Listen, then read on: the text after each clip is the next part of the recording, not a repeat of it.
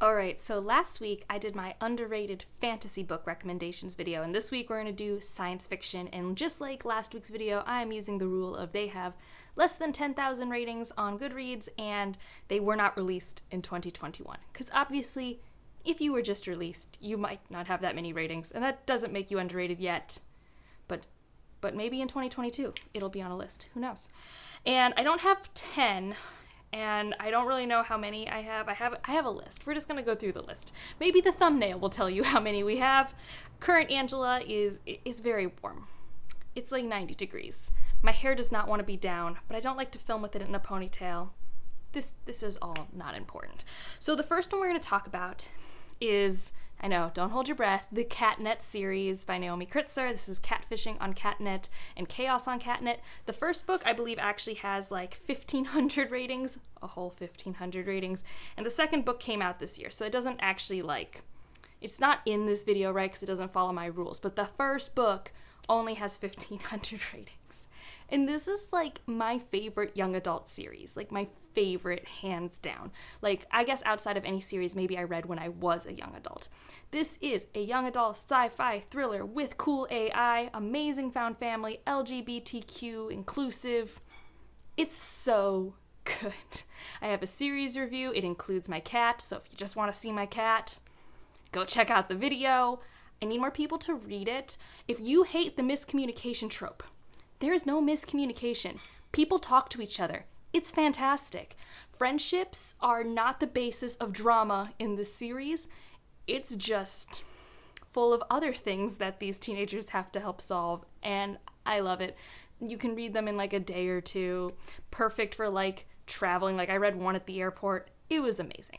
So that's the first one I want to talk about. The next one I want to talk about is The Assimilated Cubans Guide to Quantum Santeria by Carlos Hernandez, who I think is known more for his middle grade duology. But I have only read this short story anthology, which in general, we talked about in the last video, short story anthologies don't get that many ratings. The average person does not pick up a short story anthology. I get that. And actually, this is not an anthology. It's just a short story collection by this one author. And I love it. There were some stories that I still think about because of personal connections to the material. There's one that is called The Fantasy Impromptu by Chopin, which is a song I have known how to play since 3rd grade, and the use of that song was perfection. I also love it because it is sci-fi stories written, with Latinx experiences also involved. You have a Puerto Rican, physicist. You are traveling to Cuba for reasons. These are Latinx sci-fi short stories, and I really loved them for that. They also weren't all very, depressing sci-fi. I wouldn't say a lot of them were optimistic sci-fi, but this was just sci-fi short stories, and I really loved the range you got, the different ages of our main characters. I read this about a year ago, and I can still think of the joy I had while reading the collection, and normally I'm someone who can only read a story a day from a collection, and I think I binged out the second half of it, because it just made me so happy. I really liked his storytelling form, and I'm really excited for when he ever comes out with an adult sci-fi or fantasy work. I still need to read Sal and Gabby Break the Universe because I still just want to read that based off what I read in this collection, but it only has 500 ratings. I recommend it. It's really good. Next up, I cannot believe how underrated this is. This is Midnight Robber by Nalo Hopkinson. This came out in the year 2000. So I don't know if it's just because Goodreads is a new thing and people don't rate things because they read it back then, but this is such good sci-fi, and I cannot believe more people haven't read it. Now, it's different, it's very unique, it's a challenging read on many levels. I have a very old review for it. By very old, I think I filmed it at my last apartment, so for me that feels like eons ago. But I love this work. If you can handle the traumatic content that is in these pages, I highly recommend it. It is written in a dialect, which can be hard to read, but it is so cool. You have this AI world on a different planet that was colonized by people from the Caribbean, and then because of things, Tantan and her father end up in this parallel world that is lower tech but full of really cool species of alien, and the cultures there and the legends that pop up about Tantan and the narrative framing. If you want something unique that you have never seen before, you should pick it up. The scenery is vibrant. I loved it. It has one of my least favorite characters in the world, as in I love to hate them viscerally, sort of thing.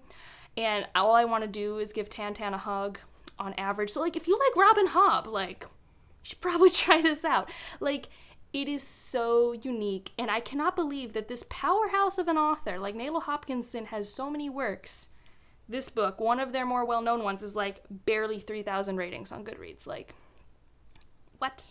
And I personally have just been loving all the Caribbean SFF I've gotten my hands on over the years, so like, really, really recommend it if you haven't like dipped your toes into that yet. The next one we'll talk about is Finna. This is a novella.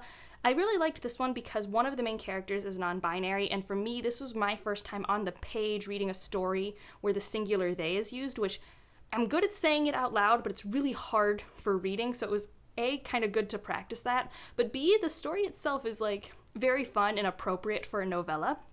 This is basically an IKEA, but it's not called IKEA, it's called, I think, Finna. I'm trying to remember, because it's been about a year since I've read this one too. And what basically happens is you have these people who have to work there, and they are not appreciated. It's very like capitalism is bad is a theme, and they have to try and find someone who got lost in the store.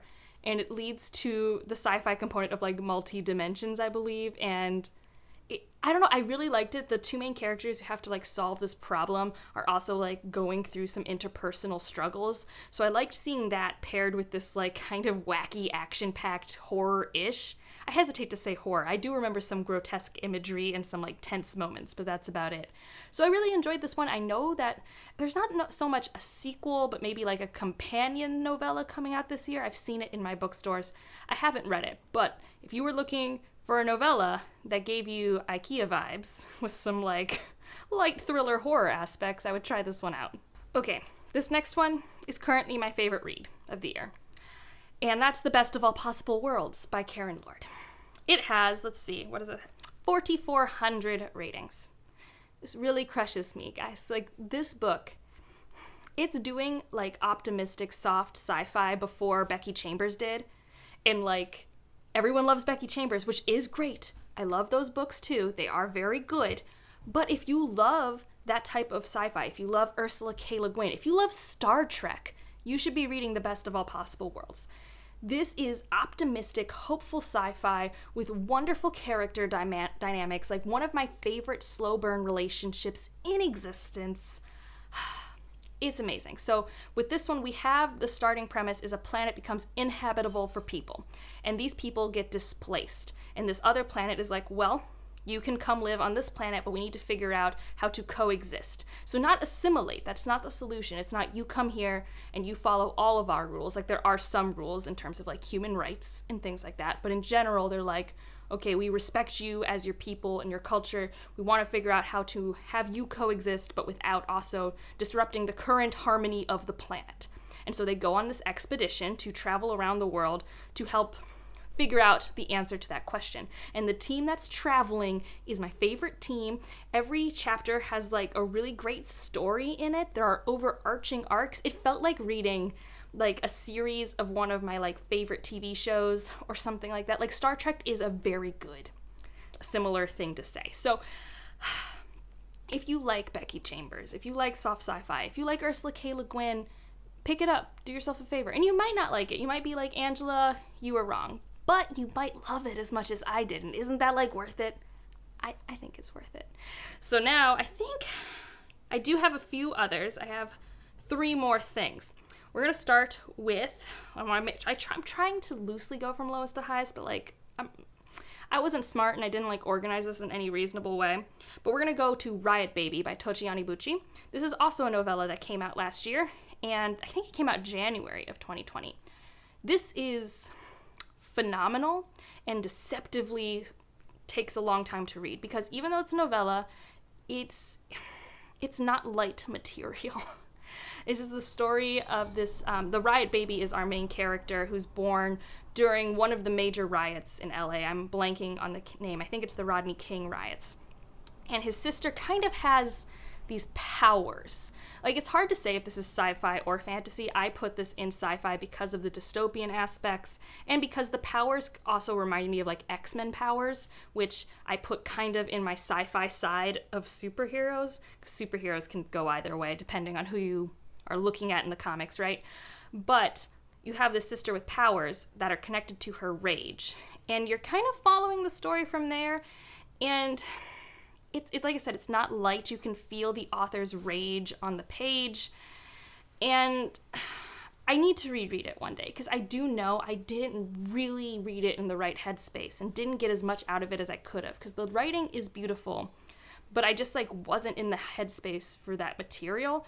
And I really do think, though, that people should be reading it, because I think it's masterfully done. I haven't read any of his other works, but he finally released like the announcement for a sci-fi series, or it might just be a novel, but it's set in space. And like, I think he was talking to, there was a group that did an interview about it. It's like gentrification in space as part of the themes. And I'm just like so excited to read more of his works. So that's one of the last ones. But now we're going to do the Light Brigade, which I was shocked. So this has 7,500 ratings, which like that itself is not shocking to me. What's shocking to me is that the Stars Are Legion has like 1,000 more ratings than it, which I just read the Stars Are Legion and I did not like that book. Granted, the Stars Are Legion is a couple years older, so that's probably why. But the Light Brigade was nominated for a Hugo last year, and it is really good. At least I think it was last year. Time, again, not real. I don't know what time is anymore. The Light Brigade, though, it's cool. So I would pick it up if you like non-linear timelines. Like, if you like to piece that type of puzzle together, this is fantastic. Now, I think it's a more plot-driven story. I don't think it has like really strong character work. But Dietz, it's our main character, is a fun character to follow. They are in the military. They are part of the Light Brigade. And in the Light Brigade, they are fighting this war on Mars that they don't really know a lot about, but they are grunts in the military, and they get put into the machine that turns them into light, and then they go to Mars to fight. That's the premise. But whenever Dietz goes through this, they are not where they're supposed to be. And that's the mystery that we're unpacking. And it's really cool. And I remember reading it, finishing it, and being like, oh, that was a fun time. And thinking I'd never think about it again. Like, it was one of those quick plot-paced books that was just like a good, fun action thing. You know, like, it's similar to like some action movies I watch. It's been like 2.5, 3 years. I still think about this book quite a bit. I want to reread it. Because, like, it's just, I think it kind of lands in a similar vein of like a Christopher Nolan action movie. Like, I think that's what I would compare it to, is like, it's something that I do want to reconsume because I know I missed things, and now that I know the picture, I can maybe do things a little bit differently in how I process the data, and I just don't quite remember it, so I want to go through it all again. It's that type of thing. So that's The Light Brigade by Cameron Hurley. I love that. Did not like The Stars Are Legion. And now our last one. Okay, so in fairness, the first book in this series does not fit my rule, but the rest of the books do, so we're going to talk about it. We're going to talk about Machineries of Empire by Yoon-Ha Lee. Okay, if you're new here, you might not know this. This is like my favorite sci-fi series of all time.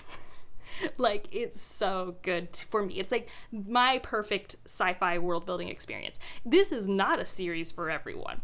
For that reason, I have made a Machineries of Empire Should You Read video. I have also made a world-building explained video for the first book, because this is like you get thrown in, no explanation, you're just going with it. My friend right now is actually reading it, and she messaged me, she's like, I like it. I'm 70 pages in, but I don't know what's happening. And I'm like, yes, this makes sense. It's a puzzle that you can put together. I actually did put it together in the first book pretty well with what few context clues happened, but it involved a journal, it involved me flipping back. I was very invested in the puzzle. You also don't need to do that. Future books in the series will explain things. By the time you finish it, you will understand what happened and you will want to reread it. I feel more confident in recommending this book now that I've had a lot of friends read it off my recommendation who all have very different tastes. Some of them aren't even hard sci-fi readers. And they have a great time. And I think a large part of that is that the character work that Yoon Ha-lee does is fantastic. Sheris and General Jadao and every other character you meet in this series are so full of life. Their personal agendas make sense. The banter between characters is phenomenal. And then you just have this really compelling world where you just don't know what's happening, but you're figuring it out. Oh, it's so good. Currently, it's all finished, and I do say that if you love this trilogy, you have to read the novella in the Hex Arcade stories. But I wouldn't mind if there were more books, because basically how it ends, it's set up that you could have more books. I will read anything Yoon Ha-lee writes. Sometimes their imagination gets a little too crazy for me, like I talked about with the fantasy book on the previous list. But this series is phenomenal. The books get better with each installment. I think for me, the first book's a 4-star, the second book's a 4-star, and then the last book's like a 5-star, and the last book was like a 5-star from like the first page. So really give it a try. It's like 300 pages. It's not that long. And embrace the confusion if that happens to you. So these were my underrated sci-fi picks I wanted to talk to you guys about today. Hopefully you pick some of them up. Some of them are dear favorites of mine that just don't get enough love, and I want them to find their audience just like they found me, because I got immense joy from many of the books on this list. Let me know any underrated sci-fi you want me to try out, because I will always take recommendations. It doesn't have to be a new release. It can also be backlisted. Although, recently I haven't been wanting to read, super backlisted sci-fi, but, just let me know. And otherwise, an emoji. Spaceship. We're going to do Spaceship because I just talked about Machineries of Empire. And if you liked it, subscribe if you want to, and I'll see you in the next one. Bye!